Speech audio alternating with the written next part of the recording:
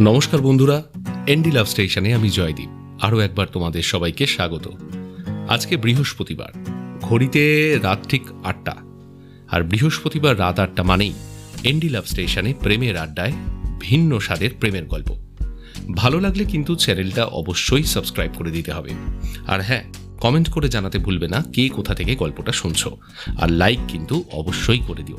তো চলো শুরু করা যাক আজকে আমাদের প্রেমের আড্ডা। এই যে তুমি বারবার বলো চলে যাই, ধরো তুমি চলে গেছো, খানিকক্ষণ পর ফিরে এসে যদি দেখো যে কষ্টে ভিজে যাচ্ছে আমার বুক, আমার চোখের দিকে তাকিয়ে তুমি কি তখন মুখ লুকাতে পারবে? বলো না, পারবে? আর আর এসে যদি দেখো আমার হাতে ভেজা রুমাল, তখনও অপেক্ষায় আমি, কোথাও যাইনি। যদি তোমার দিকে তাকিয়ে বলি এলে কেন, চাই না তোমাকে আর, চলে যাও যেখানে ছিলে, তখন তখন আমাকে কাছে না টেনে তুমি পারবে? বলো না, পারবে? নমস্কার বন্ধুরা, এনডি লাভ স্টেশনে আমি জয়দীপ আরও একবার তোমাদের সবাইকে স্বাগত জানাই। আমাদের প্রেমের আড্ডায় আবার আমরা হাজির হয়েছি ভিন্ন স্বাদের একটি প্রেমের গল্প নিয়ে। আজ বৃহস্পতিবার রাত ৮টা মানেই এনডি লাভ স্টেশনে প্রেমের আড্ডা। গল্পটি ভালো লাগলে কিন্তু অবশ্যই চ্যানেলটি সাবস্ক্রাইব করে দিতে ভুলো না। তো চলো আর দেরি না করে শুরু করা যাক আমাদের প্রেমের আড্ডার আজকের গল্প।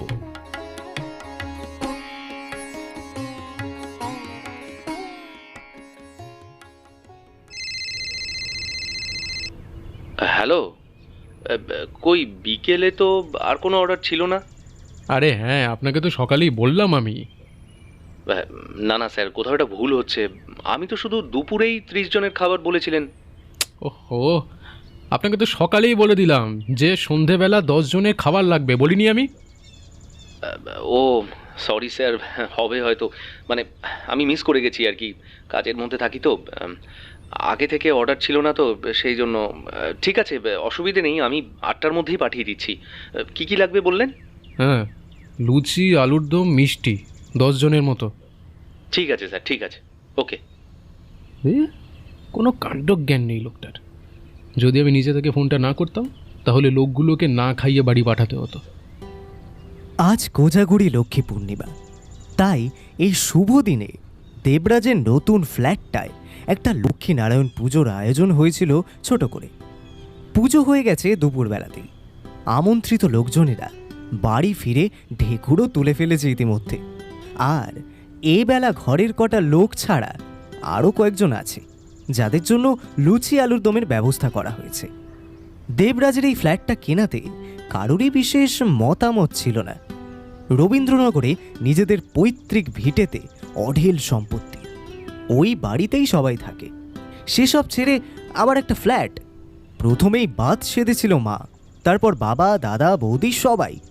কিন্তু দেবরাজের জেদের কাছে শেষমেশ সবাইকে হার মানতে হয়েছিল। ফেসবুক গ্রুপের একটা পোস্ট থেকেই সে এই ঘরটার সন্ধান পেয়েছিল। তারপর বার কয়েক দেখতেও এসেছিল।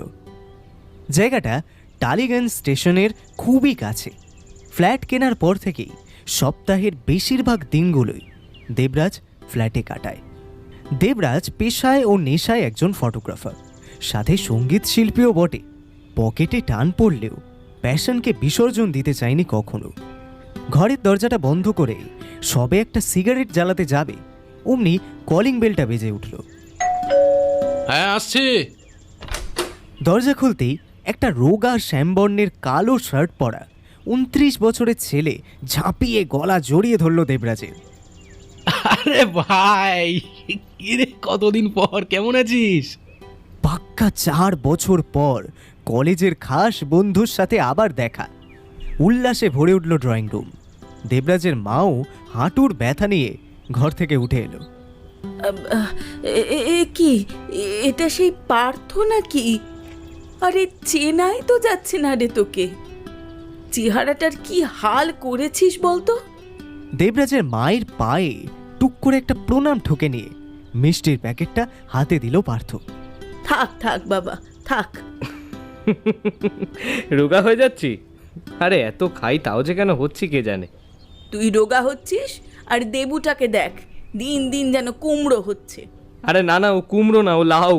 হুম পরশু দিনই মেপে এসেছি, মাত্র 69। যা বাবু, ওকে ঘরে নিয়ে যা। এ তুই কি একা এলি? বৌদি কই? হে শালা, বৌদির খোঁজ কেন রে অত? কথাটা বলতে বলতে ঘরে ঢুকে যায় পার্থ আর দেবরাজ। পুজোর পর এই সময়টা সকাল ছোট হয়ে তাড়াতাড়ি সন্ধে নেমে আসে। শীতের অপেক্ষা করে এই মনমরা শহর। ঝরে যায় গাছের পাতা, ঝরে যায় প্রিয় ডাক নাম, ঝরে যায় কত সম্পর্ক। আবার শীত শেষের বসন্তে ঝরে যাওয়া ডাক নাম হয়তো অন্য ঠিকানা পায়। দেবরাজ আর পার্থর সম্পর্কটা কলেজ থেকে। দুজনেই কমার্সের স্টুডেন্ট, অথচ দুজনেই জীবনের হিসেবে কাঁচা। মাধ্যমিকের পর কে যেন দুজনকেই ঘাড় ধরে কমার্সে ভর্তি করিয়ে দিয়েছিল আর বলেছিল কমার্স নিয়ে পড়, ভালো চাকরি পেতে হলে কমার্স নিয়ে পড়া দরকার। এখন সব জায়গায় হিসেব নিকেশ। অথচ গোটা কলেজ জীবন ওরা বিনা হিসেব নিকেশ করেই কাটিয়ে দিয়েছিল। ক্লাস বাঙ্ক করে কখনো সরোবরে গিয়ে লোকের প্রেমলীলা দেখত ওরা, কখনো বিনা টিকিটে শিয়ালদহ চলে যেত, আবার কখনো নতুন প্রেমিকার হাত ধরে নন্দনে। দেবরাজ কলেজে ঢুকেই একটা সিনিয়র মেয়েকে পটিয়েছিল। দুজনের বয়স একই। তারপর 5-6 মাস সরোবর, নন্দন, ভিক্টোরিয়া, প্রিন্সেপ ঘাট, ব্যাস ওই অবধি।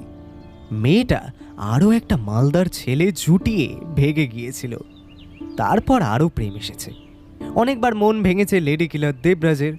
প্রতিবার বন্ধুই সামলে নিয়েছে সব। গোটা কলেজে পার্থ একটাই প্রেম করেছিল বলা ভুল হবে, ভুল করে হয়ে গিয়েছিল। ও এসবের দিক থেকে একটু সিরিয়াস, একটু ভীতু। হুটহাট ওর কাউকে ভালো লাগে না, অথবা লাগলেও সেটা সত্যতা যাচাই করে তারপরেই পা বাড়ায়। যে মেয়েটার সাথে পার্থ সম্পর্কে ছিল সেই মেয়েটা ওদের ক্লাসমেট পিঙ্কি।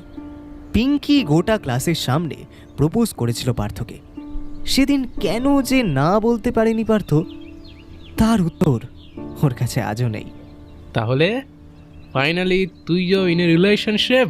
হ্যাঁ, যা এবার ফেসবুকে গিয়ে আপডেটটা দিয়ে দে, in a relationship with Pinky Bhattacharya. বাজে বকিস না দেবু। আমি না কেন বলতে পারলাম না ওকে। আমি কি সত্যি ওকে ভালোবাসি? হ্যাঁ বল না, আমি কি সত্যি পিঙ্কিকে ভালোবাসি? ইস, ভুল হয়ে গেল। আরে বাবা, এটা নিয়ে আবারও তো ভাবার কি আছে? চাপলেস, একদম চাপলেস থাক। এই বয়সে এসব হয় গুরু। হ্যাঁ বলেছিস, এবার ঘোর, মস্তি কর, এনজয় ব্রো, লাইফটাকে এনজয় কর। আরে না না না, আমার দ্বারা এসব হবে না। ছাড়, তুই বুঝবি না। যা, তোর ট্রেন আছে, যা যা যা। ওই তুই যাবি না আমার বাড়ি? না, মাসির বাড়ি যাব। না, সেদিন অন্য কোথাও যাওয়ার ছিল না পার্থর। ও সেদিন অনেকক্ষণ একা একা স্টেশনে বসেছিল। অনেকগুলো ট্রেন হুইসেল বাজিয়ে চলে গিয়েছিল চোখের সামনে দিয়ে। বাড়ি ফেরার কথা বেমালুম ভুলে গিয়েছিল পার্থ। ওদের সদ্য গজে ওঠা সম্পর্কটা যেন একটা ভারী পাথরের মতো চেপে বসছিল ওর বুকের ভেতর। পার্থদের ফ্ল্যাটটা ছিল বালিগঞ্জে। ওদের আসল বাড়ি বজবজ শহরের একটা ছোট্ট মফস্বলে। মেন রোড থেকে সেটা 9-10 কিলোমিটার মতো দূর তো হবেই। মাধ্যমিকের আগেই মফস্বল ছেড়ে কলকাতায় চলে আসে ওরা। পরিচিত দোতলা বাড়িটা বিক্রি হয়ে যায় এক হিন্দুস্তানি লোকের কাছে। বাড়ি ছাড়ার সময় ভীষণ কেঁদেছিল পার্থ। ওর ঘরের দেওয়ালে লেখা বিভিন্ন গানের লাইন, সিনেমার ডায়লগ, দেওয়ালে সাঁটা হিরো আর খেলোয়াড়দের ছবির কোলাজ, যেগুলো ভীষণ যত্নে একটু একটু করে সে গড়ে তুলেছিল। সেসব এক অচেনা ব্যক্তির হাতে তুলে দিয়ে তাকে চলে যেতে হয়েছিল দূর শহরে। সেটা ছিল পার্থর জীবনের প্রথম ছেড়ে যাওয়া। সিগারেটে শেষ টানটা টেনে বাকি অংশটুকু অ্যাশট্রেতে গুঁজে রাখলো দেবরাজ। তারপর ধোঁয়াটা ছেড়ে বলল, তোকে বললাম বৌদিকে নিয়ে আসতে, এলি না কেন? ধুর, ও আসতেও চায়নি। আমি এক দুবার বলেছিলাম, তারপরে আমি আর জোরও করিনি। আর তাছাড়া সম্পর্কটা খুব একটা এখন ভালো নেই, অনেক কমপ্লিকেশন ঢুকে গেছে। দেখ, দোষটা আমারই। আমি ভেতর থেকে না কিছু নিয়ে খুশি হতে পারি না। আর এর সমাধান হয়তো সত্যি নেই। ও যা চায় আমি ওকে কিছুই দিয়ে উঠতে পারি না। অনেক অনেক অভিযোগ, অভিমান, একবার তো ডিভোর্সের কথা উঠেছিল, কিন্তু সেটা আর হয়ে ওঠেনি। বলিস কি রে? এগুলো তো আগে জানাসনি। জানালে কি করতিস তুই? ভগবানের মতো গিয়ে সমস্যার সমাধান করে দিতি? ওরে, আমাদের জীবনে অনেক অনেক সমস্যা, কে কারটা শুনবে বলতো? দেখ, পিঙ্কিকে যদি বিয়েটা করতিস না, আই থিঙ্ক এরকমটা হতো না। আরে মেয়েটা আজও তোকে ভালোবাসে রে, শুধু তোর জন্যই সম্পর্কটা, মানে এখনও তোর খোঁজ খবর নেয় আর কি। ওর তো বিয়ে হয়ে গেছে শুনেছিলাম, ভালো থাকুক এইটুকুই চাই। যাকে এসব কথা ছাড় বাবা, তোর বিয়েটা কবে খাবো বল? ও সমস্ত ভুলে যাও বন্ধু। আমার যা ভ্যাগামন্ট জীবন, তাতে কোনো মেয়ে আমাকে বিয়ে করবে না। প্রিয়াঙ্কা, সুস্মিতা, একটাকে তো টেকাতে পারলি না। কি বলতো? ওগুলো সবই ছিল ইনফ্যাচুয়েশন, সব শালা বয়সের দোষ। জীবনে সত্যিকারের প্রেমটা আসার আগেই আমরা অনেকগুলো সম্পর্কে জড়িয়ে যাই। তারপর যখন সেই সত্যিকারের প্রেমটা আসে, সেই নিখাত ভালোবাসার সন্ধান পাই, তখন বুঝি আগেরগুলো সব ছিল এলেবেলে। এই তো জীবন বন্ধু, এই তো জীবন। বাপরে, দার্শনিক আমার! তার যেটাকে সত্যিকারের প্রেম বলে ভাবছিস, সেটা যে সত্যি সেটা জানবি কি করে? কি করে আবার? সত্যিকারের যদি কাউকে ভালোবাসিস, তাহলে যাই হয়ে যাক না কেন, তুই ভালোবাসা ছাড়তে পারবি না। এই যেমন মদে ক্যান্সারের ঝুঁকি থাকলেও পাক্কা মদখোরেরা কোনোদিনই নেশা ছাড়তে পারে না। It's like an addiction bro, like an addiction. শোন না, ঘরে একটা বোতল আছে, রাতে একটু হবে নাকি? তুই আসবি বলে তুলে রেখেছিলাম। আরে বাস বাস, একদম ঈশ্বরের প্রসাদে না বলতে আছে। হ্যাঁ, কতদিন বললাম না পাক্কা মদখোর। আজ অনেকগুলো দিন পরে মন খুলে কথা বলছি কারোর সঙ্গে। ইদানিং আর কিছুই ভালো লাগে না। না অফিস করে ফুটবল ম্যাচ দেখি, না রাত জেগে গাছ লাগাই। গত মাসে একটা চারা গাছ কিনে ছাদ বাগানে লাগিয়েছিলাম, কিন্তু কদিন যেতে না যেতেই চারা গাছটা মরে গেল। আসলে গাছেরাও ভালোবাসা বোঝে। ওই গাছটা হয়তো বুঝে গেছিল যে ছেলেটা রোজ বিকেলে নিয়ম করে তার গোড়ায় জল দিতে আসে, সেই ছেলেটার বুকে তার জন্য ভালোবাসাটা ফুরিয়ে এসেছে। আমার এক মাসতুতো দিদি ছিল, ইয়া বড় চুল, প্রায় গোড়ালি ছুঁই ছুঁই। অত বড় চুল আজ অব্দি কারও দেখিনি। চুল খুলে দাঁড়ালে চারিদিক যেন অন্ধকার হয়ে আসতো একেবারে। অথচ মজার ব্যাপার হলো, সেই দিদি চুলের বিশেষ যত্নই নিত না। যত্ন বলতে নর্মাল শ্যাম্পুটুকুই, যা সপ্তাহে একদিন। তবুও তার অত বড় চুল আজও টিকে আছে।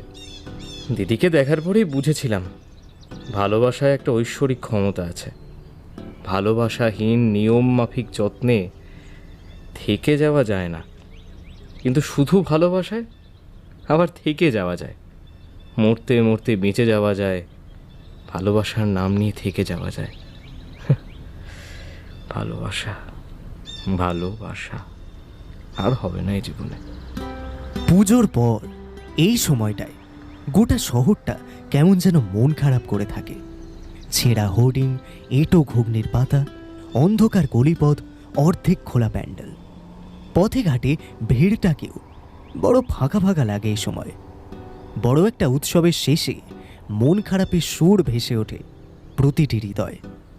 ফ্ল্যাটের ছাদে দাঁড়িয়ে সন্ধ্যা যাপন করছিল পার্থ। নিচে লোকজন আছে, হই হল্লা আছে।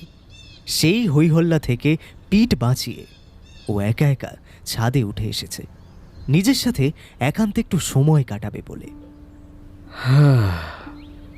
মনের মরা গাঙে কখন যেন অজস্র স্মৃতির ভেলা এসে দাঁড়িয়েছে একে একে।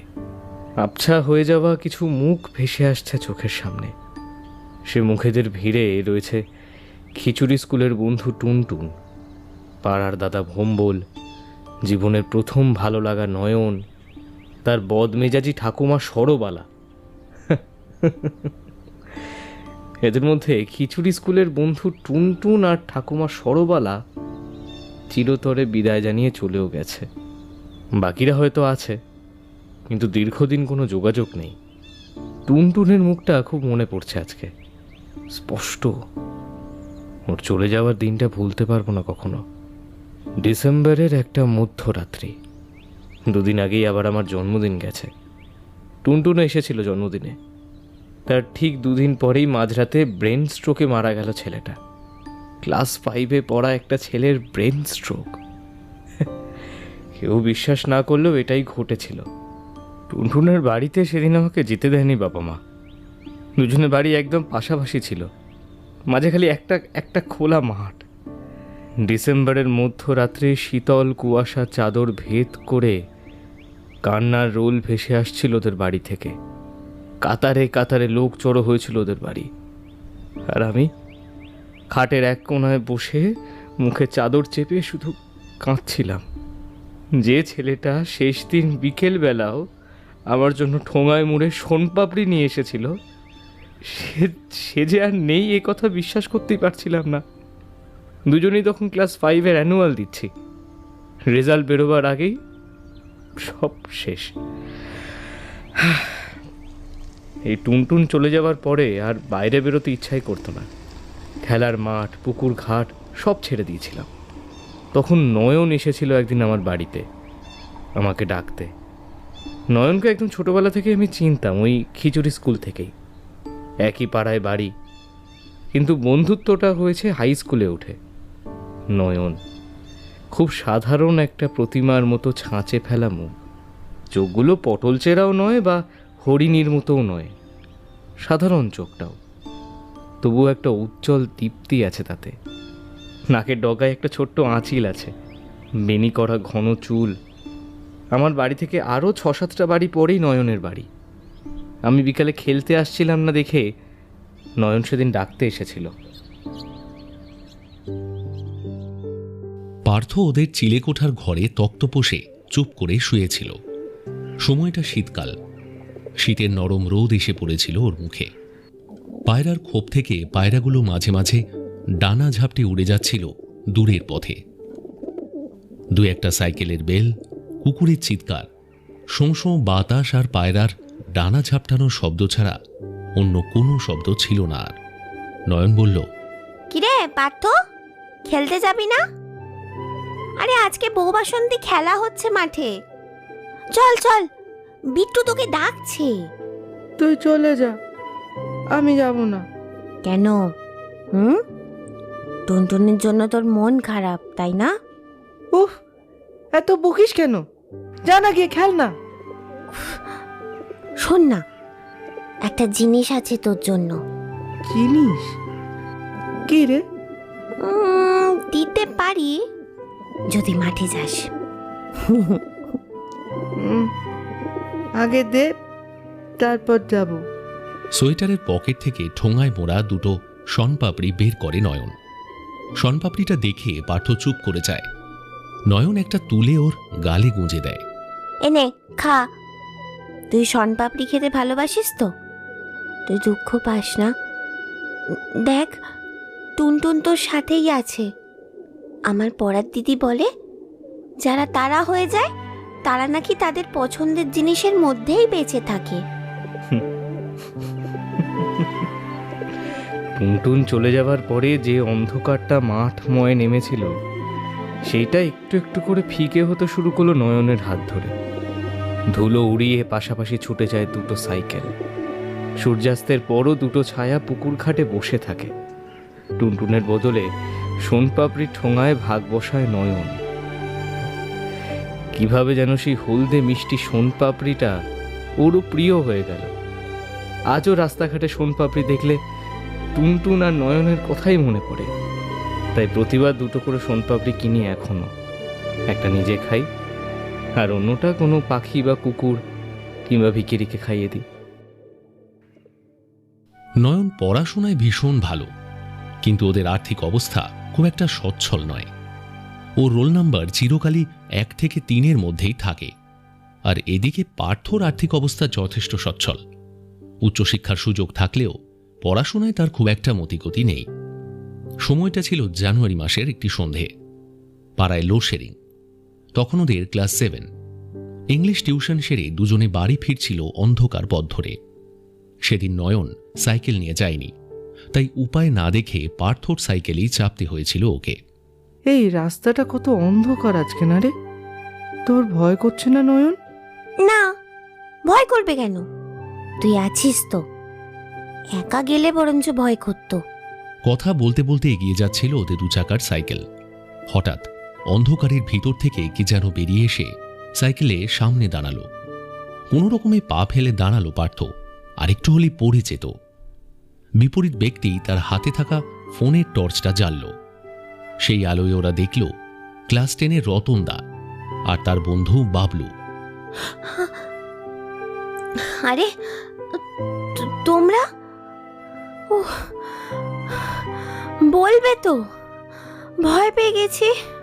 এই নয়ন, শোন এদিকে, তোর সাথে কথা আছে। না, যা বলার এখানেই বলো, আমি কোথাও যাব না। আরে চল না, কিছু সিক্রেট কথা আছে তোর সাথে। আরে আরে রতনদা ছাড়ো না, ও যেতে চাইছে না, তুমি দেখতে পাচ্ছ না? ও বাবলুদা, তুমি কিছু বলো।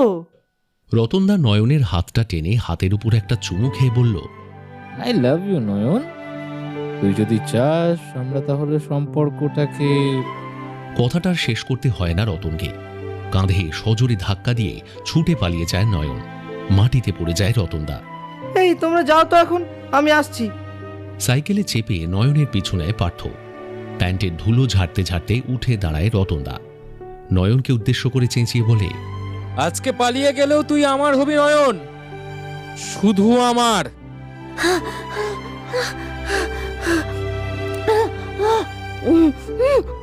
নয়ন দাঁড়া, ছুটিস না। নয়ন, নয়ন ছুটিস না, অন্ধকারে ছুটিস না, পড়ে যাবি নয়ন।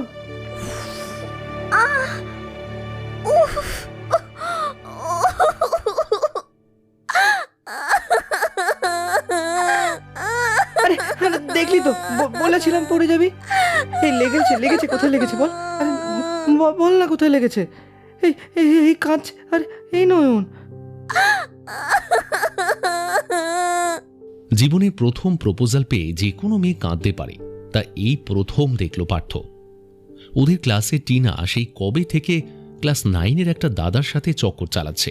কই, সে তো কোনোদিন কাঁদেনি। নয়নকে মাটি থেকে হাত ধরে টেনে তোলে পার্থ। আচ্ছা আচ্ছা, কান্নাটা থামা, কান্নাটা থামা। কি হয়েছে বল? তোর রতনদাকে পছন্দ নয় তো?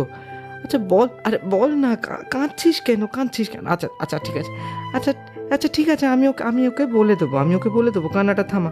চ মা, বাড়ি চ।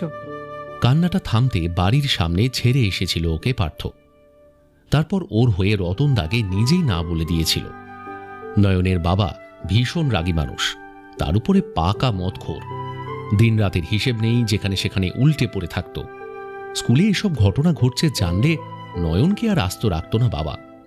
পার্থ ওর বাড়ির লোকের কাছে গল্প শুনেছিল। নয়নের বাবার নাকি আগে আরো একটা বিয়ে হয়েছিল। সেই বউ পালিয়ে যাওয়ার পরেই নয়নের মায়ের সাথে বিয়ে হয়। নয়নের পরিবারটা আসলে ভীষণ অগোছালো, আর পার্থরটা ঠিক তার বিপরীত। পার্থর দাদু স্কুলের প্রাক্তন অঙ্কের শিক্ষক, তাই পাড়ায় বেশ নামডাক আছে। পার্থ মাঝে মাঝে নয়নকে ওদের বাড়ি নিয়ে আসে। ভালো মন্দ কিছু রান্না হলে সরিয়ে রাখে ওর জন্য। ওর মাও স্নেহ করে নয়নকে। পার্থর খারাপ লাগে নয়নের জন্য, যখন ওর বাবা রাত বিরেতে মদ খেয়ে এসে মেয়ে বউয়ের উপর চোটপাট করে। মাকে বাঁচাতে গিয়ে বেশি মার নয়নই খায়। তার নরম গালের লাল দাগ ঢাকতে সে স্কুলে যাওয়া বন্ধ করে দেয় কদিন। নয়ন স্কুলে না গেলেই পার্থ বুঝতে পারে নিশ্চয়ই আবার মার খেয়েছে মেয়েটা। ওর বাবার অনুপস্থিতিতে স্কুলের খাতা দেওয়ার বাহানায় নয়নের বাড়ি যায় পার্থ, একবার চোখের সামনে দেখে আসতে মেয়েটাকে। নয়নের ফুলে যাওয়া কপাল, গাল বেয়ে ঝরে পড়ে জীবনের প্রতি বৃতৃষ্ণা। কঠিন বাস্তবতার দারিদ্র্য তাকে অল্প বয়সেই যেন অনেক দায়িত্বশীল করে তুলেছে। খাতার শেষ পাতায় পার্থ লিখে দিয়ে আসে দেখা করার দিনক্ষণের কথা। এই কাহিনী রোজকার। পার্থর প্রত্যেকটা খাতার শেষের পেজে কখনো লেখা থাকে ঝিলপার বিকেল 4টে, কখনো মাঠের ধার সকাল 10টা, অথবা কখনো বসেদের ফুল বাগান সন্ধে 6টা। সেদিনই সন্ধ্যাটা একটু অন্যরকম ছিল। বাড়িতে মার খেয়ে 4 দিন স্কুল কামাই, তারপর পার্থ ডাকে বিকেল 5টায় টিউশনের নাম করে পুকুর পাড়ে এসেছিল নয়ন। তখন ওরা ক্লাস 8। পার্থ আগে থেকেই বসেছিল বাঁধানো চাতালে। নয়ন সাইকেল স্ট্যান্ড করে পাশে এসে বসে। অন্য দিনের তুলনায় সেদিন একটু বেশি মনমরা ছিল নয়ন। হাতে কালশিটে দাগ, গালে 5টা আঙুলের ছাপ স্পষ্ট। ওর ক্ষতর দিকে ঘুরেও তাকায় না পার্থ, ভয় করে, কষ্ট হয়। পুকুরের জলে ডুবতে থাকা লাল সূর্যের দিকে তাকিয়ে পার্থ বলে, এরম করিস না নয়ন, 4 দিন স্কুল ছুটি করলি, সামনে এক্সাম। এরম করলে কি তো ভালো রেজাল্ট হবে তোর? কি হবে ভালো রেজাল্ট করলে? কি আবার হবে? তুই তো বলছিস তুই ভালো চাকরি করবি, মাকে নিয়ে অন্য কোথাও চলে যাবি। পড়াশোনা না করলে চাকরিটা পাবি না, আর স্কুলে না গেলে পড়াশোনাও হবে না। স্কুলে যেতে আমার খুব লজ্জা লাগে। দেখ না, সবাই কেমন হাসাহাসি করে। দোলন, পিউ, সুচি, ওরা ওরা সবাই আমার বাবাকে নিয়ে, মাকে নিয়ে হাসে।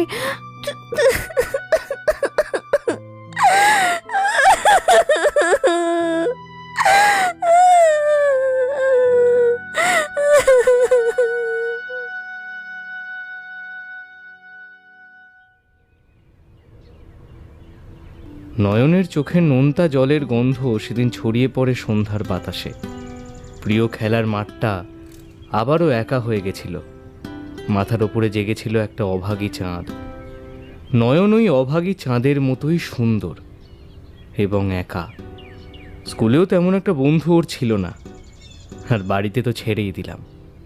ছিলাম কেবল আমি, ওর খিচুড়ি স্কুলের বন্ধু, যে ওর জন্য টিফিন বাঁচিয়ে রাখে, ওর স্কুল ছুটি হলে সব নোটস টুকে দেয় খাতায়, যে সন্ধ্যায় বাড়ি পৌঁছে দেয় সাইকেল চাপিয়ে। আমাদের ফেলে আসা স্মৃতিগুলো একটা নদীর মতো। সেই নদীতে সাঁতরাতে সাঁতরাতে যতই উৎসের দিকে এগিয়ে যাই, ততই বুকটা ভারী হয়ে আসে, গভীর হয়ে যায় যাত্রাপথ। এক সময় আর সাঁতরানো যায় না, আর তখন শুধু ডুবে যেতে হয়, শুধু ডুবে যেতে হয়। ফোনের রিংটনে ঘোর কাটে পার্থর। ছলছল চোখটা মুছে ফোনটা বের করে পকেট থেকে। পারমিতা, পার্থর স্ত্রী।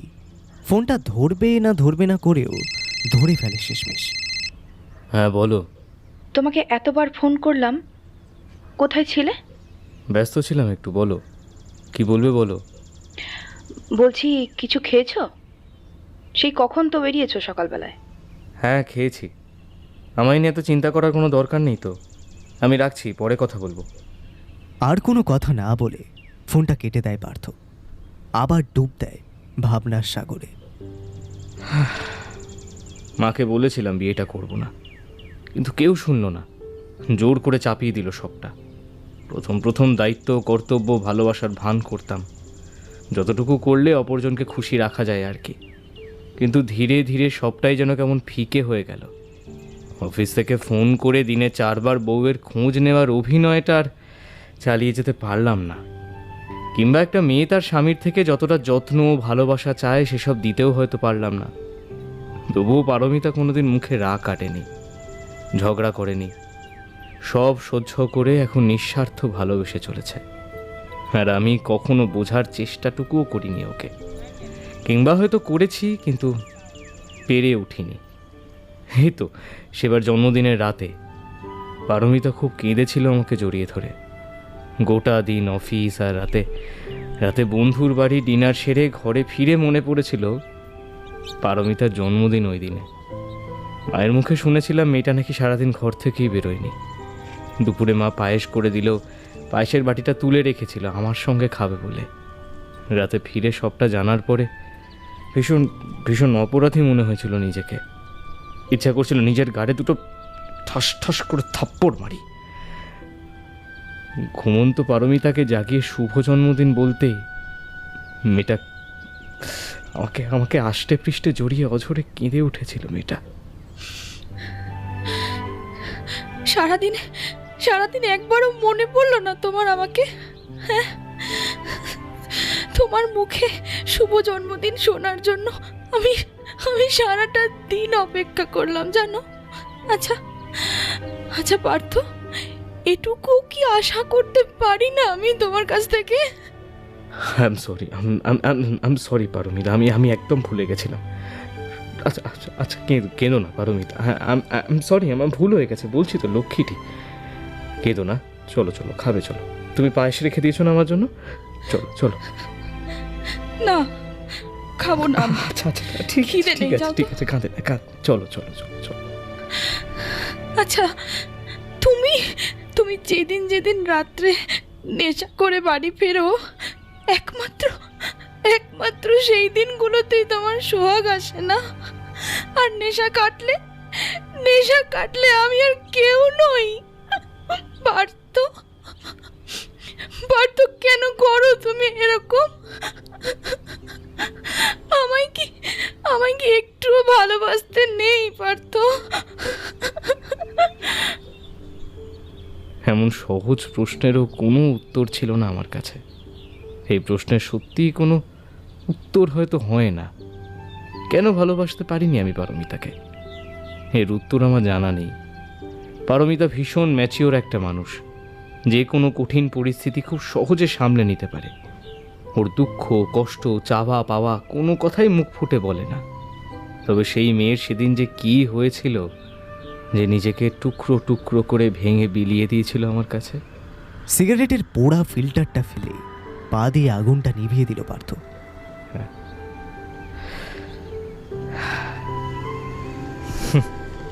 সব আগুন যদি এইভাবে নিভিয়ে দেওয়া যেত কত ভালো হতো।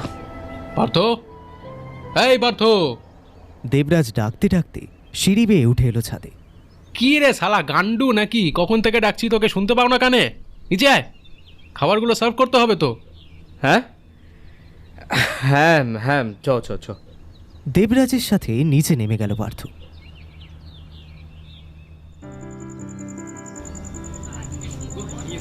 যে কটা লোকজন সন্ধ্যায় এসেছিল তাদের সবাইকে যত্ন করে খাওয়ালো দুজন মিলে। খাওয়া দাওয়ার পর ঘরটা প্রায় ফাঁকা হয়ে গেল। জেগে রইল হালকা একটা ধূপ ধুনো আর ফুলের মিষ্টি গন্ধ। দেবরাজের বাড়ির সব লোকও চলে গেল আশেপাশের আরও কিছু আমন্ত্রিত মানুষ। সবাই চলে গেলেও এক বছর 35-এর সবুজ চুড়িদার পরা মহিলা ফোনে মাথা গুঁজে বসে রইল ঘরের এক কোনায়। কি গো মিনতি দি, দিদিমণি খাবারটা তাহলে প্যাক করে দিই নাকি? দেবরাজের ডাকে ফোন থেকে মাথা ধরল সেই মহিলা। তেল চিপচিপে বিনুনি করা চুল, চোখের নিচে গাঢ় ডার্ক সার্কেল, উঁচু করে পরা সবুজ চুড়িদারের প্যান্ট। ঘাড় ঘুরিয়ে ঘড়ি দেখে চেয়ার ছেড়ে উঠে দাঁড়ালো সে। হ্যাঁ দাও গো, 9:30 বাজতে যায়। আর শোনো, 2টা বেশি লুচি দিও না, কিন্তু লুচি খুব একটা খেতে চায় না। তো তোমার দিদিমণি আসবে না তাই না? না গো, আসবে না। ওই কী সব কাজ করছে, তাই আমাকেই তো আসতে বললো।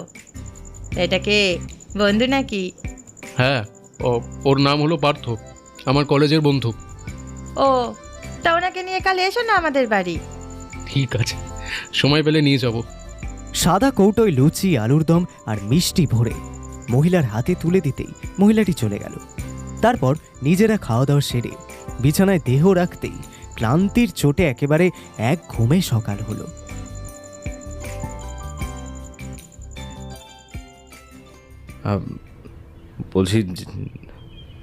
বলছি যাওয়াটা কি খুব দরকারি? মানে দেখ কেমন একটা লাগছে। হ্যাঁ চল তো, আমার লাজুক লতা কোথাকার, চল। গ্রিলের গেটটা খুলে সিঁড়ি বেয়ে উঠে গেল ওরা দুজন। উপরে উঠতেই বারান্দায় মিনতি দিকে দেখতে পেল। ভেজা জামা কাপড় মেলছে তারে। এটা কোনো ফ্ল্যাট নয়, এটা একটা ভদ্রলোকের বাড়ি। বাড়িটা বেশ পুরনো। তিনি এখানে থাকেন না, তাই গুটি কয়েক ভাড়াটিয়া রেখেছেন। বাড়িটা 3 তলা, হলুদ রঙের। গ্রাউন্ড ফ্লোরে 2টো রুম। ওখানে একটা পাঞ্জাবি পরিবার থাকে। 1 তলার ঘরগুলো কোচিংয়ের জন্য ভাড়া দেওয়া, আর 3 তলার ছোট ছোট 3টে ঘর। 2টো ঘর একসাথে, মাঝে বারান্দা আর এক পাশে আরেকটা ঘর। গোটা বাড়িতে 2টো বাথরুম, একটা গ্রাউন্ড ফ্লোরে আর একটা 3 তলার বারান্দার পাশে। একটু অসুবিধা হলেও ওভাবেই চলে যায় ওদের। 3 তলায় মিনতিদিরা ছাড়া আর কোনো ভাড়াটিয়া নেই, তাই একটু সুবিধা। যাও না, যাও ভেতরে যাও, দিদি পড়াচ্ছে। দেবরাজের পিছু পিছু ইতস্ততভাবে এগোতে থাকে পার্থ। পাশাপাশি 2টো ঘর, একটা ঘর ফাঁকা আর একটা ঘরের দরজা বন্ধ। বন্ধ ঘরের দরজাটা নিঃশব্দে একটু ফাঁক করে দেখে দেবরাজ। দেবরাজের ঘাড়ের পাশ দিয়ে ভেতরে যতটুকু নজরে আসে তাতে পার্থ দেখে জানালার দিকে মুখ করে এক মহিলা চেয়ারে বসে রয়েছে। তার চুলের ফাঁক দিয়ে নরম সূর্যের আলো ঠিকরে আসছে। মেঝেতে বসে 4টে বাচ্চা নিজের মনে খাতার মধ্যে আঁকিবুকি কাটছে রং দিয়ে। দেবরাজ আর পার্থ ঘরের ভেতর ঢোকে। কি দিদিমণি, পড়ানো শেষ হলো? দেবরাজের ডাকে মেয়েটা ঈষৎ পেছন ফিরে তাকাতে পার্থর চোখে চোখ পড়ল তার। অপলক দৃষ্টিতে শুধু চেয়ে রইল একে অপরের দিকে। জগতের আর কোনো কিছুতেই বোধহয় খেয়াল নেই তাদের। চোখের অতলে ডুবে গেছে 2টো মানুষ। খানিকক্ষণ পুরো ঘর নিস্তব্ধ, শুধু খাতায় রং পেন্সিল বোলানোর খসখস আওয়াজটুকু পাওয়া যাচ্ছে, যেন সময় থমকে গেছে হঠাৎ। দেবরাজি নীরবতা ভঙ্গ করার জন্য একটু গলা ঝাড়া দিল। ঘোর কাটতেই মেয়েটা মুখ ফিরিয়ে নিল। পার্থও মাথা নিচু করে মেঝেতে তাকালো। রণাঙ্গি, ও হলো পার্থ, আমার কলেজ বেলাকার বন্ধু, আমার কলেজ আর স্কুলের বন্ধু। আর পার্থ, ও হলো Ranangi, and she is a very talented girl, also a good human being. ও এখানে ভাড়া থাকে। থাক, অনেক প্রশংসা করেছ, আর করতে হবে না।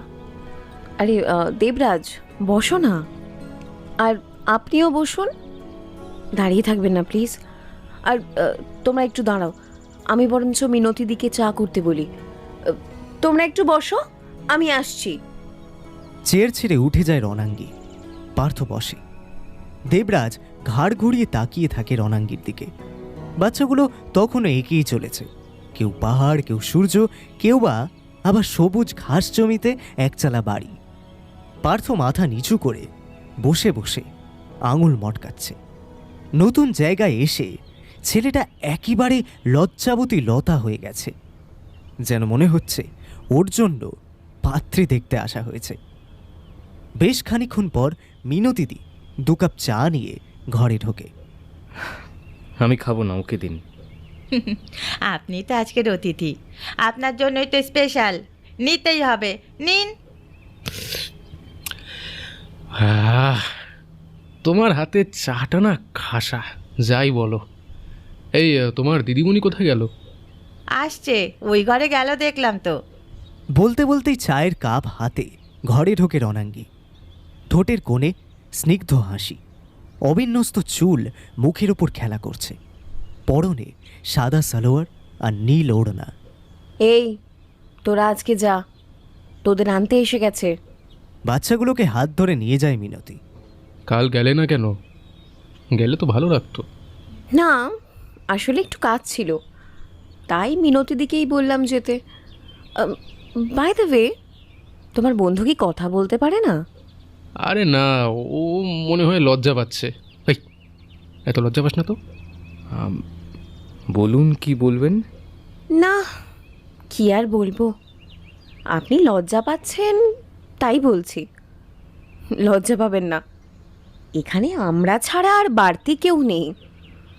না না, লজ্জা পাচ্ছি না, আপনি বলুন, আমি শুনছি। এ মা, আমি একা কেন বকবো? আপনিও কিছু বলুন। তা বলুন, কি করা হয়? বিশেষ কিছুই না, পেট চালাতে গেলে চাকরি তো করতেই হবে, সেটা সরকারি হোক বা বেসরকারি, ওটাই করি। ও হলো ফার্মাসির অ্যাকাউন্টেন্ট, আর ট্রাভেলিংয়ের একটা বিজনেসও আছে। না না, ট্রাভেলিংটা 2 বছর মতো হলো বন্ধ আছে। আচ্ছা, তা আপনার বাড়িতে কে কে আছে? বাড়িতে বাবা মা দাদা বৌদি ভাইপো আর আমার ওয়াইফ। আচ্ছা আপনি কি করেন? এই যা দেখছেন, বাড়িতে কিছু ছেলে মেয়ে আসে, ওদেরকে পড়াই, আঁকাই, আর একটা অনলাইন সাইটের কন্টেন্ট রাইটিংয়ের কাজ করি। মাঝে মাঝে ওদের অফিসেও যেতে হয়, বাট ম্যাক্সিমামটাই ওয়ার্ক ফ্রম হোম। এই শোন না দেবু, আমি একটু ফ্ল্যাটে যাচ্ছি রে। অফিস থেকে একটা মেল এসছে, আর্জেন্ট। ডকুমেন্টটা আধ ঘন্টার মধ্যে পাঠাতে বলছে। আমার ল্যাপটপ তো ওখানেই আছে, তুই বরং থাক, আমি কাজটা সেরে আসি। দেবরাজের থেকে চাবি নিয়ে পার্থ চলে যায়। ইতিমধ্যেই মিনতিদিও বাজারে বেরিয়ে গেছে। একঘর শূন্যতার মাঝে রণাঙ্গি আর দেবরাজ বসে থাকে মুখোমুখি। জানালা দিয়ে লম্বাটে রোদ এসে লাল মেঝেতে যেন জ্যামিতি আঁকছে।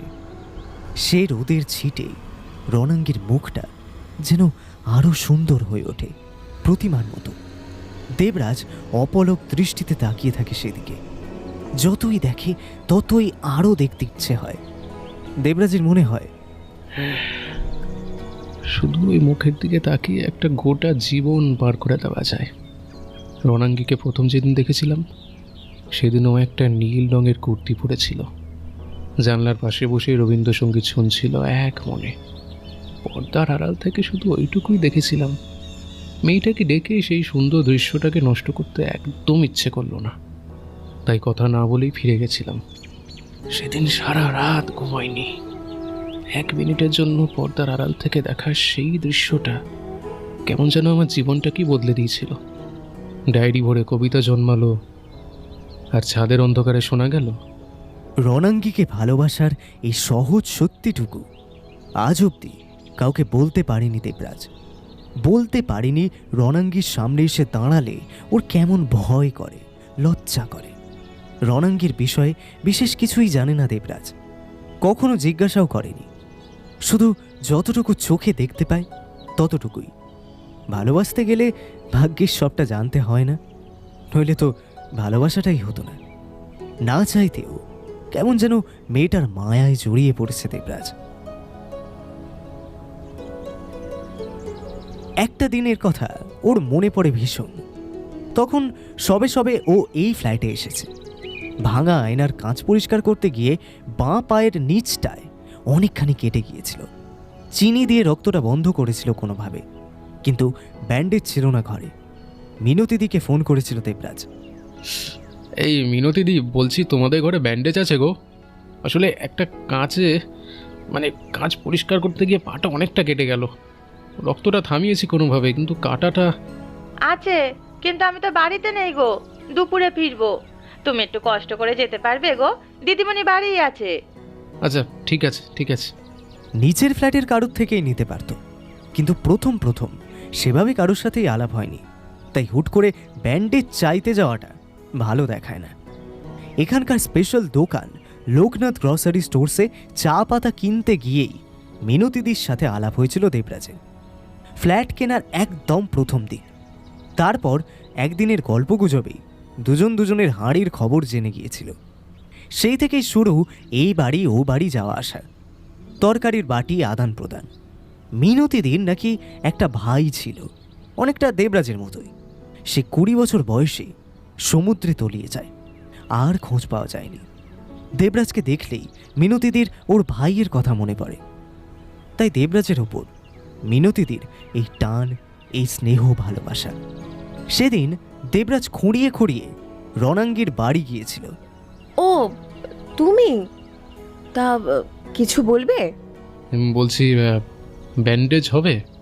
আসলে পাটা কেটে গেছে, আর ব্যান্ডেজও নেই আমার কাছে।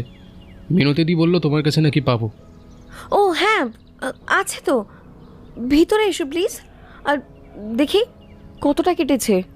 আরে হ্যাঁ, এই দেখো না, এই যে ভাঙা আয়নাটা পরিষ্কার করতে গিয়ে কিভাবে জানো।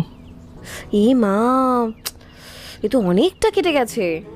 ইস, আরে তোমার তো টিটেনাস নেওয়া দরকার। ঘরে এসো, আমি ব্যান্ডেজ করে দিচ্ছি। ওর পিছু পিছু ঘরে যায় দেবরাজ। ড্রয়ার থেকে একটা ব্যান্ডেজ আর ওষুধ বের করে রণাঙ্গি। শোনো, তুমি তোমার পাটা এই টেবিলে তোলো, আমি ব্যান্ডেজ করে দিচ্ছি। এই না না না, ইস, পায়ে হাত দিও না, আমাকে দাও, আমি করে নিচ্ছি, দাও। আমার কথা শোনো, ওষুধটা দিলে খুব জ্বালা জ্বালা করবে, তুমি ভয় দিতেই পারবে না। এমনিতেই তো কাটাছেঁড়া দেখলে ভয় পাও। সেটা তুমি জানলে কি করে? তুমিই তো বলেছিলে। আর কথা না বাড়িয়ে পাটা রাখো এখানে। এই যে ধরো, এই যে, হ্যাঁ, এই চেয়ারটাতে বসো। বিনা বাক্য ব্যয়ে দেবরাজ পাটা টেবিলের ওপর রাখে। মেয়েটা যত্নের সাথে ওর ক্ষতস্থানে ওষুধ লাগিয়ে দেয়। রণাঙ্গীর ঝুঁকে পড়া মুখের ওপর কয়েকটা চুল অবিন্যস্তভাবে খেলা করতে থাকে। কি অদ্ভুত সেই সৌন্দর্য! দেবরাজের সমস্ত ব্যথা যেন এক নিমেষে উবে যায়। বুকের ভেতর দিয়ে একটা ফুরফুরে ঠান্ডা হাওয়া বয়ে যায় সনসনিয়ে। ওষুধটা একটুও জ্বালা করেনি সেদিন। মানুষ চিরকাল বড় লোভী। কোথাও একটু যত্ন পেলে, একটু ভালোবাসা পেলে সে আরও একটু জাঁকিয়ে বসতে চায়। দেবরাজেরও হয়েছিল তাই। অমন আদরে মায়াভরা দু হাতের যত্ন পেয়ে তার মন আর ঘরে ফিরতে চায়নি। সে হারিয়ে গেছে কোনো নাম না জানা পল্লী প্রান্তরে। এরপর দিনে দিনে আরও জাঁকিয়ে বসেছে ভালো লাগাটা। ধীরে ধীরে দেবরাজের বাড়ি ফেরার সময়টা কমে এসেছে। হাজার ব্যস্ততার মধ্যেও একটা মুখ জীবন্ত হয়ে থেকেছে বুকের ভেতর। টুকটাক মেসেজ, নতুন গান বাঁধার পর প্রথম তাকে সেন্ড করা, মাঝে মাঝে তরকারি দেওয়ার বাহানায় বাড়িতে ঢু মারা, এসব নিয়েই বেঁচে আছে একটা অব্যক্ত ভালোবাসা। দেবরাজ চায় একদিন বুকে হাত রেখে সব সত্যিটা ওকে বলে দিতে, কিন্তু সাহস হয় না কখনো।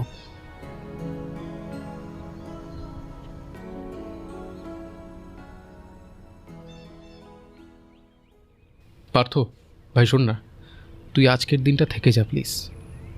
এরকম করিস না, আমার সাথে চল, আমরা গান শোনাবো তোকে। না রে, ছুটি অনেকগুলো হয়ে গেছে, আমি দুপুরেই বেরিয়ে যাব। আর সেরকম ইচ্ছাও করছে না থাকতে। আরে আজকের দিনটা, কালকে বিকেলেই চলে যাস। না বাবা, জোর করিস না। দেখ, তোর শো খুব ভালো হবে, আমি 3টের দিকে বেরিয়ে যাব, ওকে? সোফা ছেড়ে উঠে ঘরে ঢুকে যায় পার্থ। মনটা খুব একটা ভালো নেই ওর। এমন রোদ ঝলমলে সকালেও বুকের ভেতর যেন শ্রাবণ মাসের মেঘ ঝরে পড়ার অপেক্ষা করছে তারা। একটু আগেই পারমিতার সাথে হালকা একটু ক্যাঁচাল হয়ে গেছে। আজ সন্ধ্যায় দেবরাজের ব্যান্ডের গানের শো দমদমের একটা ক্লাবে। তাই বারান্দায় বসে গিটার নিয়ে টুংটাং করছিল দেবরাজ। হঠাৎ রণাঙ্গীর কথা মনে পড়ল। কাল ওকে বলা হয়নি যে আজকে শো আছে। একটা কল করবো এখন। কিছুই না, যদি একটা কংগ্রাচুলেশনস হয় তাহলে। ভাবতে ভাবতেই ফোনটা করে ফেলল। হ্যালো, হ্যাঁ বলছি, বিজি নাকি? না, কেন? আজ আমার ব্যান্ডের একটা শো। ও, শুধু এটা বলার জন্যই কল করলে? হ্যাঁ, মানে হ্যাঁ, ওই আর কি। আচ্ছা এখন রাখছি, হ্যাঁ, পরে কথা হবে।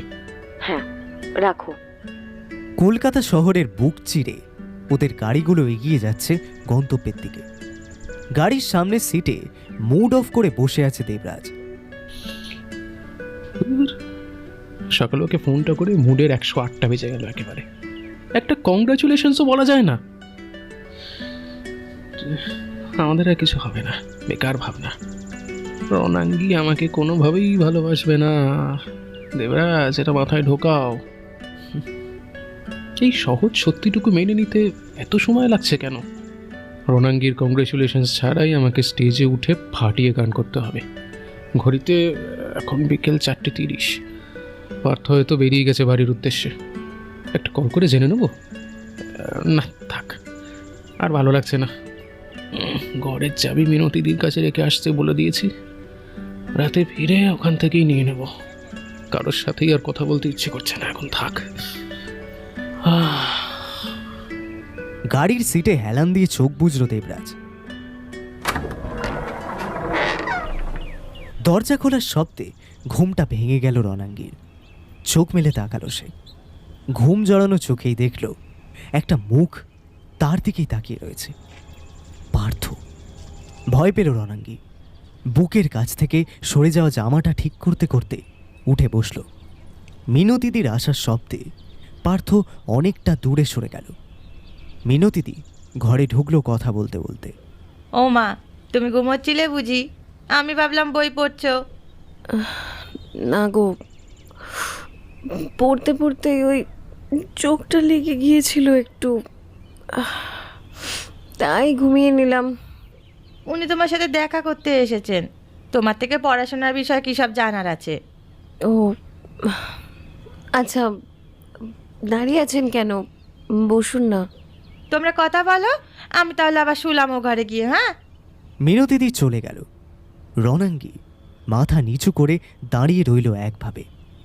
পার্থ ঘরের দরজাটা লক করল।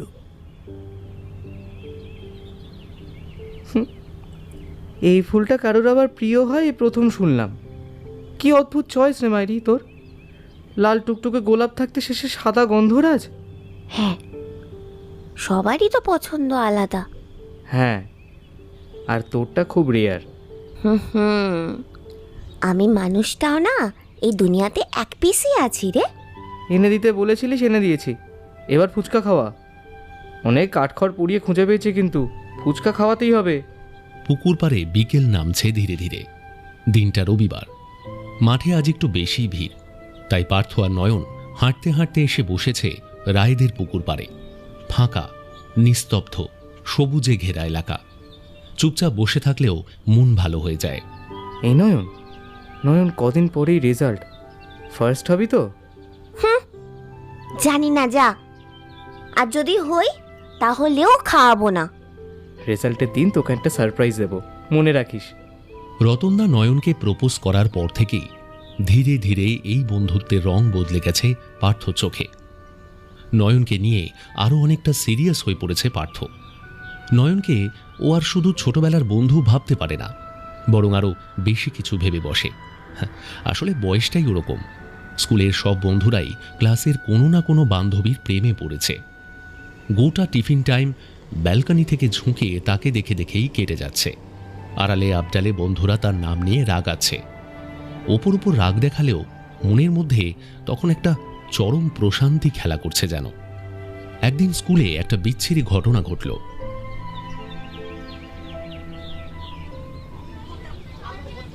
দিনটা ক্লাস 8-এর ফাইনাল পরীক্ষার রেজাল্টের দিন। রেজাল্ট পেয়ে পার্থ আগে ভাগে নিচে নেমে গিয়েছিল ঝালমুড়ি খেতে। রেজাল্টে একটা নাম্বার ভুল আসার জন্য নয়ন হেড স্যারের অফিস রুমে গিয়েছিল। কাজ মিটিয়ে যখন বেরোলো, গোটা স্কুল প্রায় ফাঁকা হয়ে গেছে। রেজাল্ট হাতে সিঁড়ি বেয়ে নিচে নামার সময় পথ আটকায় রতন কোলে। মুখটা চেপে ধরে পাশে জেন্টস বাথরুমে ঢুকিয়ে দেয় ওকে। বাইরে পাহারায় দাঁড়িয়েছিল রতন কোলের বন্ধু বাবলু। পার্থ নয়নের জন্য অপেক্ষা করছিল স্কুলের বাইরে। অনেকটা দেরি হচ্ছে দেখে বেশ খানিকক্ষণ পর ও ক্লাসের দিকেই হাঁটা দিল। দূর থেকে ওকে দেখতে পেয়েই বাবলু সতর্ক করে দিল রতনকে। পার্থ কিছু বোঝার আগেই দরজা খুলে বেরিয়ে ছুটে গেল দুজনে। সিঁড়ি বেয়ে আরেকটু উপরে উঠে এলো পার্থ। বাথরুমের দরজাটা হাট করে খোলা। ভিতর থেকে কান্নার শব্দ ভেসে আসছে।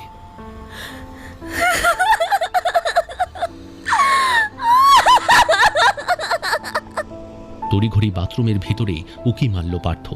নিমেষের মধ্যে যেন বুকের কাছটা খালি হয়ে গেল ওর। কথা আটকে গেল।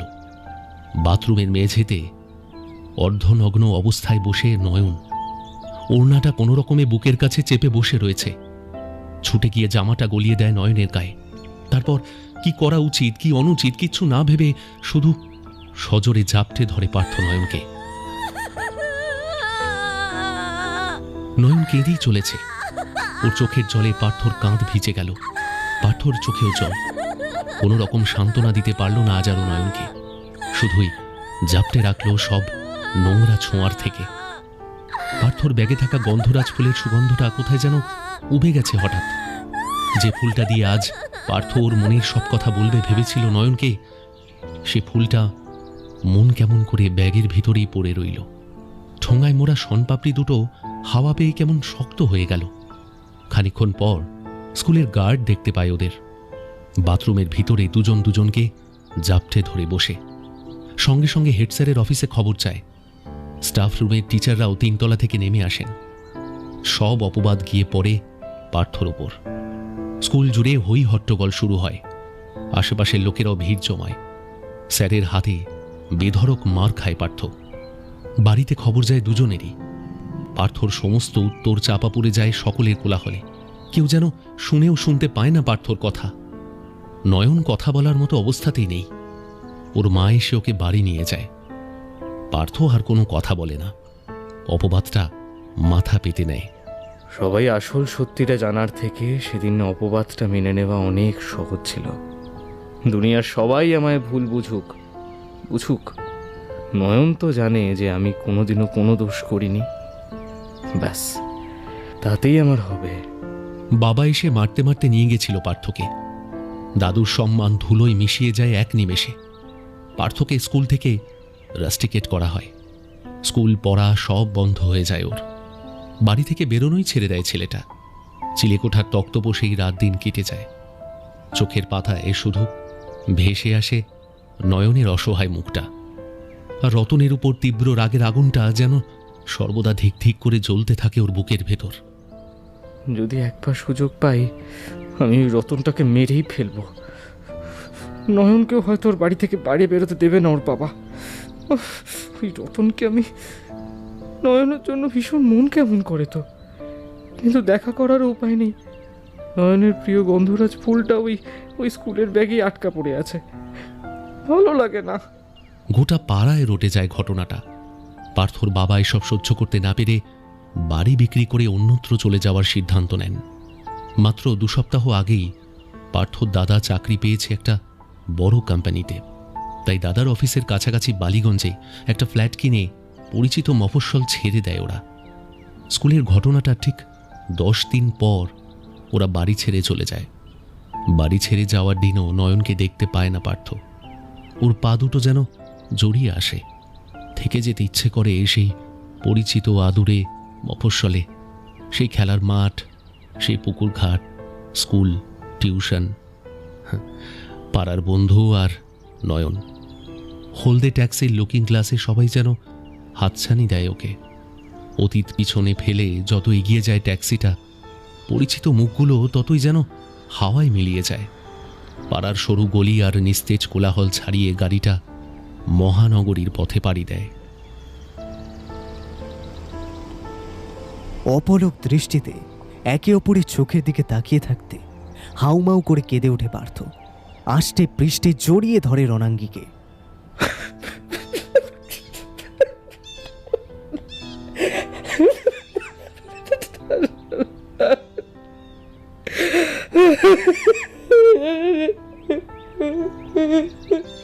রণাঙ্গীর চোখেও জল টলমল করছে, দৃষ্টি স্থির, দাঁতে দাঁত চেপে যেন পাথরের মতো কঠিন হয়ে দাঁড়িয়ে রয়েছে সে। পার্থ হাউমাউ করে কেঁদেই চলেছে, কিন্তু অপরজন তার কাঁধে হাতটুকু ঠেকায়নি।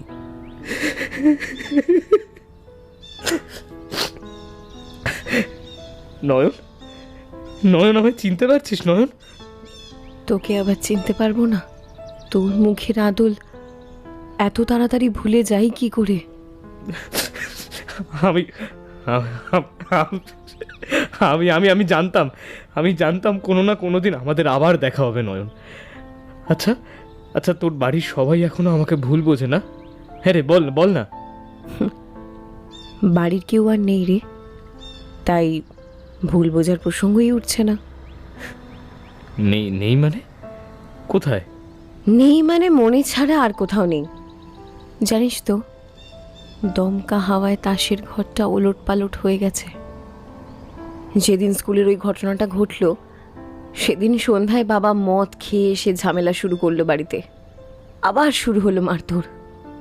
আমি আটকাতে গেলাম, জানিস, পারলাম না। রোজ দিনের এই অশান্তি মা আর সহ্যই করতে পারল না। অনেক রাতে যখন বাড়ির সবাই ঘুমিয়ে, তখন পাশ থেকে উঠে গিয়ে মা ফাঁস দিল গলায়। ভোরের প্রথম আলোতে দেখেছিলাম বারান্দায় ঝুলন্ত মায়ের দেহ। চলে যাওয়ার আগে লাল পাড় সাদা শাড়ি আর মা পা ভরে আলতা পড়েছিল, জানিস। দেখে মনে হচ্ছিল স্বয়ং লক্ষ্মী ঠাকুর ঘুমিয়ে রয়েছে। ওই দৃশ্যটা ওই দৃশ্যটা আমাকে আজও তাড়া করে বেড়ায়। আমি ভুলতে পারিনি জানিস, আমি ভুলতে পারিনি। সময়, নতুন শহর, নতুন মানুষ, কোনো কিছুই আমার মফস্বলকে ভুলিয়ে দিতে পারেনি। আমিও রোজ ভগবানের কাছে চাই যাতে তোর সাথে আমার অন্তত একটা বার দেখা হয়। শুধু আমার জন্য একটা মিথ্যে অপবাদ তোকে নিতে হয়েছিল। আমি কিছু করতে পারিনি তোর জন্য, বিশ্বাস কর। সত্যিটা বলার আমি অনেক চেষ্টা করেছি, কিন্তু কেউ আমার কোনো কথা বিশ্বাস করেনি। সেদিনের পর থেকে আমার গোটা জীবনটাই ওলটপালট হয়ে গেল রে। মা মারা যাবার প্রায় 1 মাস পর আবার নতুন একটা স্কুলে ভর্তি হলাম। পাড়ার যে গ্রাম প্রধান ছিলেন তিনিই খরচা করে ভর্তি করায়। ততদিনে আমি জানতে পেরে গেছি তোরা বাড়ি ছেড়ে কলকাতায় চলে গেছিস। প্রথমবার যখন এটা আমি জানতে পেরেছিলাম, তুই জানিস পুকুর পাড়ে বসে হাউমাউ করে আমি কেঁদেছিলাম। তো সহজ সরল ওই হাসিটা, ওটা বড্ড মনে পড়ছিল তো। আর মনে পড়ছিল সেদিন স্কুলের বাথরুমে তোর প্রথম জড়িয়ে ধরাটা। তুই বিশ্বাস কর, নয়নের জীবনে পার্থর মতো ভালো বন্ধু আর ছিল না, এখনো হয়তো নেই। পার্থর মতো অমন নিঃস্বার্থভাবে আর কটা মানুষ ভালোবাসতে পারে? এর থেকে তার থেকে আমি তোর খোঁজ নেওয়ার চেষ্টা করেছিলাম, কিন্তু আমি পাইনি। যত দিন গেছে ততই নিজেকে আরো দোষী বলে মনে হয়েছে শুধু আমার জন্যই তোর জীবনটা নষ্ট হয়ে গেল। তাই ধীরে ধীরে সব কিছু থেকে আমি নিজেকে গুটিয়ে নিয়েছিলাম। খেলার মাঠ, পুকুর ঘাট, সব কিছু। ওই যে শনপাপড়ি কাকু রোজ ঘন্টা বাজিয়ে চলে যেত ক্লান্ত দুপুরে, আমি আর খুচরো হাতে ছুটে যেতাম না। কিংবা ওই প্রিয় গন্ধরাজ ফুল দেখলেও সেগুলো তুলেও আর কাঁচের বাটিতে রাখতাম না। ওই ফুল একমাত্র তুই তো আমাকে এনে দিতি লোকের বাগান থেকে।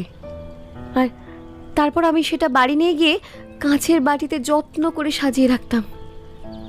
তো চলে যাওয়ার সাথে সাথে আমার ভালো লাগাগুলো কেমন যেন ফিকে হয়ে গেল। নতুন স্কুলে আর কোনো বন্ধু হয়নি। চোখের সামনে ঝাপসা হয়ে আসতো মাধ্যমিকের সিলেবাস, দুপুরের টেস্ট পেপার, ভিজে যেত লুকিয়ে রাখা চোখের জলে। টিউশন যাওয়ার পথটা আরো দীর্ঘ মনে হতো। সময়ের ফেরিওয়ালা লোকটা ভারী অদ্ভুত না? সে নিঃশব্দে আসে, আমাদের সুন্দর সময়গুলো তার ঝোলায় ভরে নিয়ে চলে যায়। সে ঝোলা মস্ত বড়, হবে না? ওতে যে সময় বাঁধা থাকে। এত কিছু ঘটে গেছে, অথচ আমাকে একবারও কেউ কিচ্ছু জানায়নি। কাকু তো সকালে এসেছিল মাকে দেখতে, শ্মশানেও গিয়েছিল। অবশ্য তোকে জানায়নি, ভালোই করেছে। দেখতে দেখতে কতগুলো বছর কেটে গেল বল। আমাদের শেষ দেখা আর আজকের মধ্যে দেখ আকাশ পাতাল তফাৎ। কোথায় সেই নয়ন যাকে মফস্বলে ফেলে রেখে এসেছিলাম? আমরা চাইলেও আর ওই সময়টাতে ফিরে যেতে পারবো না, না বল? ফেরার কোনো পথ নেই যে, শুধু এগিয়ে যেতে হবে। এতগুলো বছর একা একা থেকে এটুকু উপলব্ধি তো হয়েছে। দেখে কাকুর খবর কি? বাবা নেই, 4 বছর আগে কিডনির রোগে চলে গেল। হবে না, অত মদ গাঁজা কোথায় যাবে বলতো? বাবা চলে যাওয়ার পরই আমি এখানে চলে আসি। ভেবেছিলাম আবার সবটা নতুন করে শুরু করব। পুরনো নয়নকে ফেলে এসেছিল ওই ভাঙাচোরা অতীতে। দেখ, আমার মনে হয়েছিল এই বেদনাদায়ক অতীত থেকে বেরিয়ে আসতে হলে সবটা আবার নতুন করে শুরু করা দরকার। তাই করেছি। এখানে কেউ নয়নকে চেনে না রে, তার জীবনের ভাঙাচোরা দিকটাও আর কেউ জানে না। বেশ ছিলাম এতদিন, তুই আশায় ক্ষতস্থানটা আবার তকতকে হয়ে উঠেছে। আমি আর রণাঙ্গী হয়ে থাকতে পারছি না পার্থ। আমি নিজের মধ্যে আবার সেই নয়নকে দেখতে পাচ্ছি। তাহলে এই দেখা না হলেই ভালো হতো বলছিস? না, একদম না। তোর কাছে আমার যে ক্ষমা চাওয়ার ছিল। ধুর পাগলি, যা গেছে তাকে আর আটকে রাখিস না, আঁকড়ে থাকিস না ওগুলোকে, ভোলার চেষ্টা কর। তুই ভুলতে পেরেছিস? নয়নের এই প্রশ্নের কোনো উত্তর পার্থর কাছে নেই। মিথ্যে বলার চেয়ে নীরবতা শ্রেয়। কিভাবে বলবে পার্থ যে ও আজও সেই মফস্বলের শৈশবেই পড়ে আছে? সেই ছোটবেলার নয়নকে ছাড়া ও হয়তো আজও কাউকে ভালোবাসতে পারেনি। আজও প্রতিদিন নিজের পাশে ও নয়নকেই কল্পনা করে। আজও ওর ছাদ বাগান ভরে থাকে গন্ধরাজ ফুলের গাছে। সেদিন স্কুলে শেষ কথাটুকু বলতে না পারার আক্ষেপ আজও তাড়া করে বেড়ায়। ভোরের স্বপ্নে পার্থ নয়নের দেখা হয় পুকুর ঘাটে। পার্থ কেঁদে ফেলে, তারপর ঘুম ভেঙে যায়। দেখে কৌতূহলী চোখে মুখের উপর ঝুঁকে রয়েছে ওর স্ত্রী পারমিতা। একই ঈশ্বর যেমন কাউকে আশীর্বাদ দেন, কাউকে অভিশাপ, ঠিক তেমনই এই ভালোবাসা। কারো কাছে আশীর্বাদ, কারো কাছে অভিশাপ। ভুলে যা পার্থ, অতীত আঁকড়ে থাকলে কখনোই বর্তমানটাকে দেখতে পাবি না। এই যে এই মুহূর্তে বেঁচে আছিস, এটাই তো জীবন, বল? না, আমার জীবন অতীতে, এই বর্তমানটা বড্ড বেরঙিন, খাপ ছাড়া। আগে তো সুন্দর করে দেখার চেষ্টাটা কর, তারপর দেখবি সব ঠিক লাগবে। তুই অনেকটা পাল্টে গেছিস, অনেকটা বড় হয়ে গেছিস তুই। হ্যাঁ, তা যা বলেছিস। সময় আমাদের সবাইকে বড় করে দেয় জানিস। আর বড় হয়েছে বলেই না বেঁচে আছি, নইলে এত কিছুর সাথে লড়াই করতাম কিভাবে বল? তুই ফিরে যা পার্থ, যে সময়টা হাতে আছে সেটাকেই সুন্দর করে তোল। আর হ্যাঁ, একটা রিকোয়েস্ট, অতীতের মফস্বলকে এই ধুলো ভরা শহরে আর আসতে দিস না। যে না পাওয়াটা, যে দুঃখটা নিয়ে এত দিন ছিলাম, সেটাই বেশি সুন্দর। আমি চাই না তুই আমার কাছে অভ্যাস হয়ে যা। এতদিন যেমন তুই আমার প্রার্থনায় ছিলিস, আমার অবেলার মন কেমনই ছিলিস, আমার শনপাপড়ির কৌটোয় ছিলিস, তেমনই থাকবি। দেখা হোক বা না হোক, আমি তো জানবো কোটি কোটি মানুষের ভিড়ে আমার একটা সত্যিকারের বন্ধু আছে, যে আমায় আজও ভীষণ ভালোবাসে। পার্থ কিছু বলার আগেই ওর ফোনটা বেজে উঠল। পারমিতার ফোন। রিসিভ করবে না ভেবেও করেই ফেলল। হ্যাঁ বলো। বলছিলাম, সরি। কেন? সকালে ওইভাবে কথা বললাম তোমার সাথে, তাই। ইটস ওকে, ছাড়ো ওসব। আচ্ছা, বলছি তুমি বাড়ি ফিরবে কবে? কেন? না, একটা খবর দেওয়ার ছিল। কি? পার্থ, আমাদের মাঝে নতুন একজন আসছে। তুমি তুমি বাবা হতে চলেছো পার্থ। কি কি কি বলছোটা কি? আমি আমি আমি আজই ফিরছি। ফেরার পথে রসমালাই নিয়ে যাই। রসমালাই? কেন? কেন আবার? তুমি তো খেতে ভালোবাসো। আরে রাখো রাখো, আমি আসছি। কি বলছো তুমি? আমি আসছি। ফোনটা কেটে পকেটে রাখে পার্থ। শেষবারের মতো নয়নকে আলতো করে জড়িয়ে ধরে একবার। নয়ন আবারও ওর গায়ে হাতটুকুও ঠেকায় না, শুধু কঠিন পাথরের মতো দাঁড়িয়ে থাকে নিস্তেজ হয়ে। নয়ন, নয়ন, আমি বাবা হতে চলেছি। আরে কংগ্রাচুলেশনস ম্যান, সব ভালো হোক তোর, আমি আছি তো। তুইও খুব ভালো থাক নয়ন, খুব ভালো থাক। আর দেখ, আমি জানি তুই তোর জন্য এনাফ। তোর হয়তো কখনোই আমাকে প্রয়োজন পড়বে না, তাও যদি পড়ে সবসময় জানিস আমি আছি।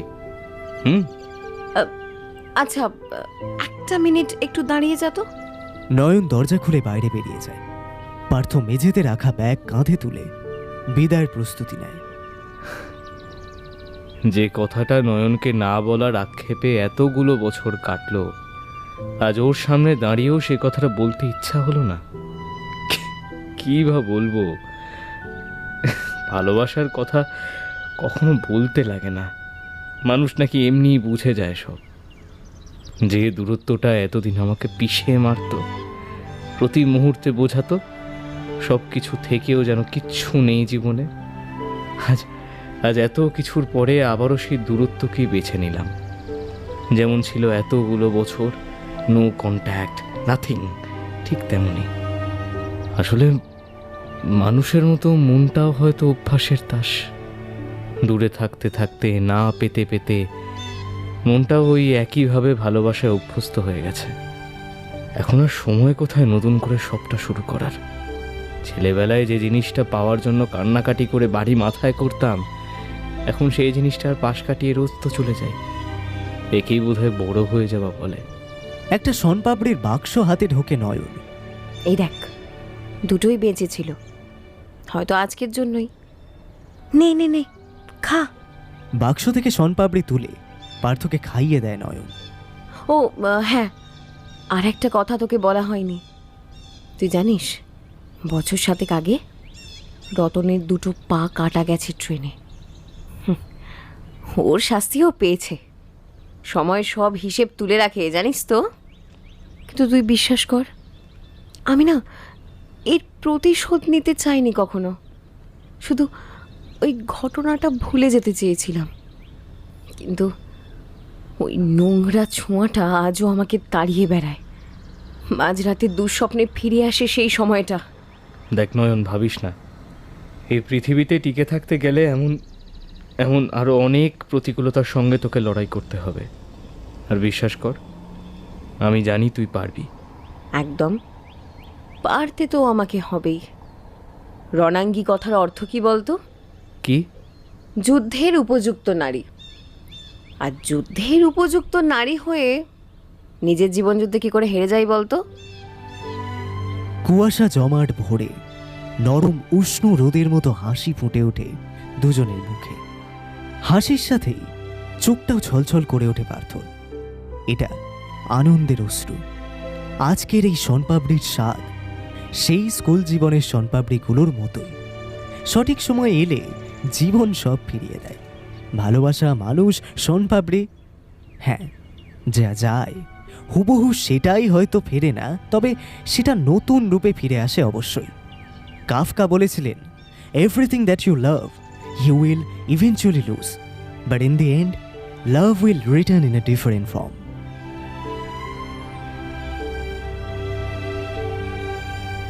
সিগারেটের অবশিষ্ট অংশটুকু রাস্তায় ছুঁড়ে ফেলে দেবরাজ গাড়ির দিকে এগিয়ে যায়। ঘন্টা 2 আগে ওদের শো শেষ হয়েছে। তারপর সব ইনস্ট্রুমেন্ট গোছাতে গোছাতে, পেমেন্ট ক্লিয়ার করতে করতে, খেতে খেতে এখন রাত 11টা। ক্লান্তিতে মাথাটা একটু ধরেছে ওর। অনেকক্ষণ অফলাইন ছিল, তাই গাড়িতে উঠেই হোয়াটসঅ্যাপটা ওপেন করলো দেবরাজ। এক গাদা আনসিন মেসেজের ভিড়ে রণাঙ্গীর মেসেজটা চোখে পড়ল। শো শুরু হওয়ার ঠিক 10 মিনিট আগের মেসেজ। আমি জানি খুব ভালো হবে শো। মেসেজটা পড়ে দেবরাজের ঠোঁটের কোণায় একটা চওড়া হাসি খেলে যায়। মাথা ব্যথাটা যেন গায়েব হয়ে যায় নিমেষেই। আবারও একটা ক্ষীণ আশার আলো দেখতে পায় দেবরাজের মন। না, কিছু হলেও একটা হতে পারে। রণাঙ্গীও হয়তো আমাকে পছন্দ করে, নইলে শো শুরু হওয়ার ঠিক 10 মিনিট আগে মেসেজটা করলো কেন? কেন সেদিন অত যত্ন নিয়ে আমার পায়ে কাটায় ব্যান্ডেজটা লাগিয়ে দিল? কেন সেবার জ্বর হয়েছে শুনে বাড়ি বয়ে এসে দেখে গেল? না না না, আর দেরিটা করা ঠিক হবে না। কালকে সকালেই রণাঙ্গীকে সবটা খুলে বলতে হবে। আমার অনুভূতি মিথ্যে নয়। আজও প্রতিটা গানের কথায় সুরে রণাঙ্গীর মুখটা ভেসে উঠছিল বারবার। মনে হচ্ছিল গুলজার কিংবা রবি ঠাকুর প্রত্যেকেই তাদের গানে রণাঙ্গীর কথাই বলেছে, তার কথাই লিখে গেছে। একটা অদ্ভুত ভালো লাগায় বুকের ভেতরটা ভরে উঠেছে দেবরাজের। লজ্জাও পাচ্ছে একটু একটু। দেবরাজের মনে আসে একটা কবিতা, যে কবিতাটা ও কলেজে ওঠার পর লিখেছিল। সেই লাইনগুলো আজও ওর মনের মধ্যে ঘুরপাক খায়। মধ্যরাতের শহরটা ধীরে ধীরে পাশ কাটিয়ে চলে যাচ্ছে। আজকের রাতটা যেন একটু অন্যরকম লাগে ওর, একটু বেশি ঝলমলে, একটু বেশি সুন্দর। ফুটপাতের ভিখিরিদেরকে যেন আজ নতুন জামা দিয়ে গেছে কেউ। রাস্তার কুকুরগুলোকে কে যেন আজ ভরপেট খাইয়েছে। আজ রাতে সব নিখোঁজ হয়ে যাওয়া মানুষগুলো যেন আবার শহরে ফিরে এসেছে। এই শহরে ভিক্টোরিয়ার সামনে কার যেন কাঁধে মাথা ঠেকিয়ে জীবনের গল্প বুনছে। হাসপাতালের অসুস্থ সব মায়েরা যেন হঠাৎ করেই সেরে উঠেছে। আজ রাতে যেন সবার দুঃখ কষ্টগুলো গায়েব হয়ে গেছে, সবাই খুশি। এই শহরের মানুষ, চাঁদ, তারা সবাই দেবরাজ ঝাপসা কাঁচের বাইরের রঙিন দুনিয়াটার দিকে তাকিয়ে বিড়বিড় করে লাইনগুলো। আলোর জীবন চাইছে আমায় খুব, তোমার কাছেই বেঁচে থাকার ঋণ। মুঠো ভরে যে নিয়ে আসে জোনাকি, তারই হোক সব সুখের দিন। তুমি এলে জানি সব ভালো হবে, কেটে যাবে মেঘ, দুঃখ আছে যত। আমি তুমি যদি না থাকি কাল, মুহূর্তেরা থেকে যাবে জন্মদাগের মতো। যে ছেলেটা রোদ্দুর ভালোবাসতো, সেও আজ শ্রাবণের দিন চায়। কোন ঠিকানায় পড়ল মনের নোঙর? মানুষ শুধু একটু বাঁচতে চায়, মানুষ কি শুধু একটুই বাঁচতে চায়? তোমারে অন্ধ করে রাখে, তোমারে দেখিতে দেয় না মাঝে মাঝে, তবু দেখা পাই চিরদিন কেন পাই।